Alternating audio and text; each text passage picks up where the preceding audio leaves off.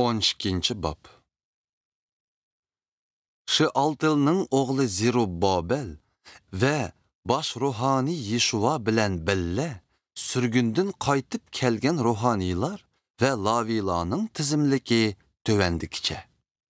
Ruhoniylardan Seraya, Yeremiya, Ezra, Amariya, Malluk, Hattush, Shikanya, Rehum, Merimot, Iddo, Ginnetoy, Abiya, Miyamin, Maadiya, Bilgah, Shmaya, Yuarib, Yedaya, Sallu, Amok, Hilqiya ve Yidayalar idi. Mana bular Yeshua devrideki ruhanilarning başlıqları ve ularning xizmetdaşları idi. Lavilardan bolsa Yeshua, Binnuy, Kadmiyel, Sherebiya, Yahuda ve Mattaniyalar idi. Mattaniya xizmetdaşları bilen teşekkür naqşlarini eytishqa məsul idi. Ularning xizmetdaşları Bakbuqiya ve Unni ibadetde ularning uddulida turatdi. Baş ruhani Yeshua Yoyaqimning otisi, Yoyaqim Elyashibning otisi, Elyashib Yoyadaning otisi idi. Yoyada Yonatanning otisi, Yonatan Yadduaning otisi idi. Yoyaqim baş ruhaniylik vazifa ötüvatqan mezgilde, ruhanilarning jamat başlıqları tövəndikiçi bolğan. Seraya cemaatidan Miraya, Yeremiya cemaatidan Hananiya, Ezra cemaatidan Mishullam, Amariya cemaatidan Yehohanan, Mallukki cemaatidan Yonatan, Shibaniya cemaatidan Yusuf, Harim cemaatidan Adna, Mirayot cemaatidan Xalqay, Iddo cemaatidan Zikiriya, Ginitton cemaatidan Mishullam, Abiya cemaatidan Zikri, Minyamin cemaatidan bir başlıq bolğan. Muadiya cemaatidan Piltay, Bilgah cemaatidan Shammuva, Shimaya cemaatidan Yehonatan, Yoyarib cemaatidan Mattinay, Yedaya cemaatidan Uzzi, Sallay cemaatidan Qallay, Amok cemaatidan Eber, Hilqiya cemaatidan Hashabiya, Yedaya cemaatidan Nitanel. Elyashib, Yoyada, Yohanan ve Yaddualar baş ruhani bolğan mezgilde, Lavilarning jamat başlıqları ro'yxatga elingan. Persiya padişahı Darius hakimiyet tutqan mezgilde, ruhanilarning jamat başlıqları ro'yxatga elingan. Lekin ibadetxonning tezkirisida ro'yxatga elingan Lavilarning jamat başlıqları faqat Elyashibning nevrisi Yohananning davrigichila idi. Lavilarning jamat başlıqlarıdan Hashabiya, Sherebiya, Yeshua, Binnuy ve Kadmiyellar bolup, ular başqa xizmetdaşlar bilan billa ibadetlerde Xudoning yaqin odami Davud padişahning yo'l yo'riqi bo'yicha bir-biriga ro'baro turishib, madhiya aytishlarini aytishib, minnatdorlik bildiratdi. İbadetxona darvozasining yenidiki omborlarni saqlaydigan darvozavallar Mattaniya, Bakbuqiya, Obadiya, Mishullam, Talmon ve Akkublar idi.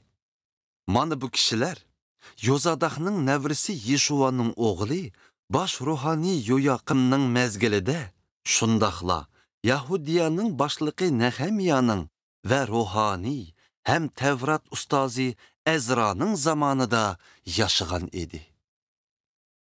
Yerusalim şehrinin sepilleri Xudoga beg'ishlanadigan chaqda Laviylar turgan joylaridan beg'ishlash murosimiga qatnashishga Yerusalimga taklif qilindi. Ular murosimni shod-xuramlik ichida minnatdorlik bilan chang, chiltar ve liralarni chelib, nəğmə qılıb, naqşı eytişib təbrikledi. Munacatçılar Yerusalim ətrafındakı joylardan, cümlədən Nitofanın yezilərindən, Beyt Gilgal'dan, Geba və Azmavet qatalıq joylardan kelib yığıldı. Çünki munacatçılar özləri üçün Yerusalim ətrafındakı yezilarını qurub çıqqan idi. Ruhaniylar bilan laviylar özlərini paklab, andın cemaatini pakladı. Keyin ular şəhər darvazaları bilan sepillerini mu paklash murasimi ötküzdi. Mən Yahudiya əməldarlarını sepil üstüge yığıb, minnətdarlıq bildirishga ikki cho'ng xor öməkni belgiledim. Biri janubiy yo'nalishdagi sepil ustida qig' darvozasiga qarab yurib ketdi. Hoshaya va Yahudiya əməldarlarının yerimi munajatçılarning keynidan yurish qildi. Yani Azariya, Ezra, Mishullam, Yahuda, Binyamin, Shimaya ve Yeremiyalamu egishib mangdi. Ondan bazı ruhaniylar kanay çelip Asaf evladıdan Zikiriya bilen mangdi. Zikiriya Yonatan'ның oğlu, Yonatan Shimaya'nın oğlu, Shimaya Mattaniya'nın oğlu, Mattaniya Mikaya'nın oğlu, Mikaya Zakkur'ның oğlu, Zakkur bolsa Asaf evladıdan idi. Ulanın keynidin Zikiriya'nın hizmetdaşları mangdi. Ular Shimaya, Azaril, Milalay, Gilalay, Maay, Nitanel, Yahuda ve Hananalar bulup, Xudanın yakın ademi Davud padişahının muzika esvaplarına oxşaş esvaplarını çelip mangdi. Bu topqa Tevrat ustazı Ezra yetekçilik qilgan idi. Ular bulaq darvozasiga kelganda, pələmpeylərdən çıxıb, Davud şəhərinin ətrafındakı sepilinin ən üstüge yetib gəldi. Ondan ular Davud padişahının ordusudan ötüb, şərqdəki bulaq darvozasiga keldi. İkinci xor ömək minnətdarlığını bildirib, ularning oldiga chiqish uchun boshqa yo'lni cho'ridab, shimolga yurib ketdi. Men ve cemaatning qolgan yerimi ularning keynidan egishib mangdiq.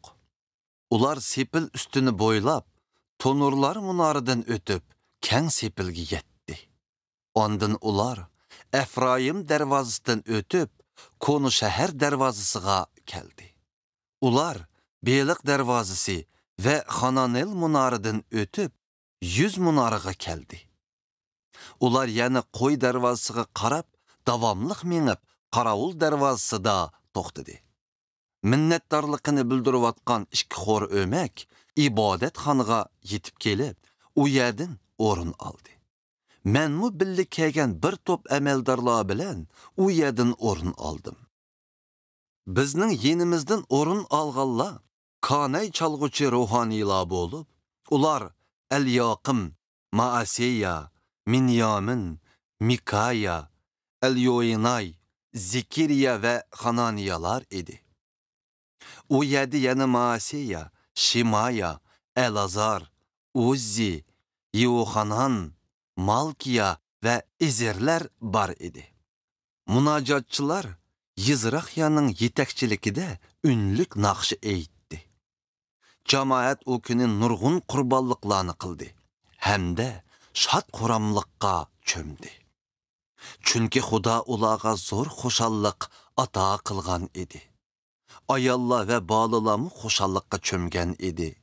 Yerusalimdeki şad xoramlıq yıraq caylarga anlanattı.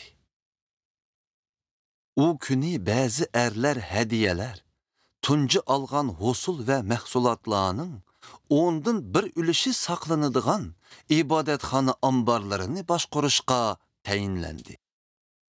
Ular ruhanilar ve lavilar üçün Tevrat kanunuda belgilengen boyunca şəhər sırtıdaki etizladın ülüşünü yığılışqa məsul boldu.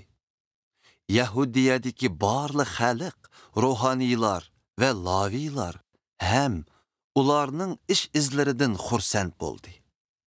Chunki ular paklash murosimida Xudoning xizmatini o'tab kelgan edi.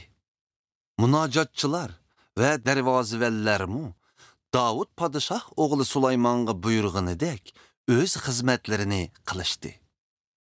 Burun Asaf yaşagan Davud podshoh zamonasida ibodatxona munojatchilarining yetakchilari bo'lish hamda madhiya naqshlari va Xudoga minnatdorlik bildirish naqshlarining bo'lishi odat bo'lgan edi. Endi bo'lsa, Zerubbabel va Nehemiya zamonasida barliq Isroillar munojatchilarga, darvozavallarga va boshqa laviylarga kundulik oziqlikni ta'minlab berdi. Laviylar bo'lsa, ruhaniylarga topqinining ulushini berdi.